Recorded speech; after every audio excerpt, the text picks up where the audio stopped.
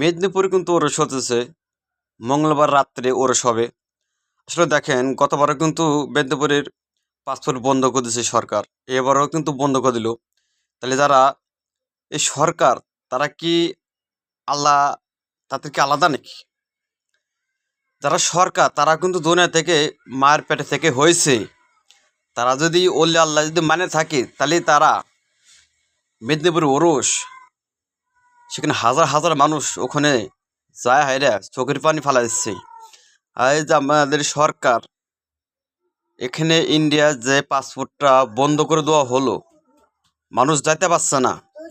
আসলে তারা কি পারে না? এই আমাদের বাংলাদেশ এমন ইন্ডিয়া, এই অন্য অন্য দেশ মানে সবই মানে আমাদের বাংলাদেশের সরকার, এমনকি ইন্ডিয়ার সরকার যদি এক জায়গায় বসে, আমাদের বেশি দিন না, আমাদের মেদিনীপুরের ওরসটা, ওরসে যদি পাসপোর্টটা খুলে দেয়, তাহলে কিন্তু মানুষ মেদিনীপুরে যাইতে পারে।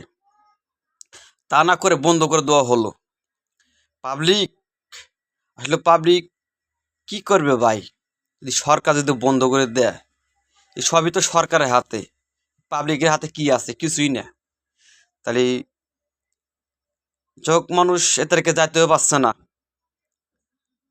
আমাদের খানকা শরীফ, দৌলতদিয়া, রাজবাড়ি, বড় মসজিদ, এখানে মঙ্গলবার রাত্রে ওরস হবে সারা রাত, সকালবেলা চিনি দেওয়া হবে। এখানে মা বোন সবাই যাবেন, সবাই শরিক হবেন। অনেক মানুষ মেদিনীপুর যাইতে পারছে না।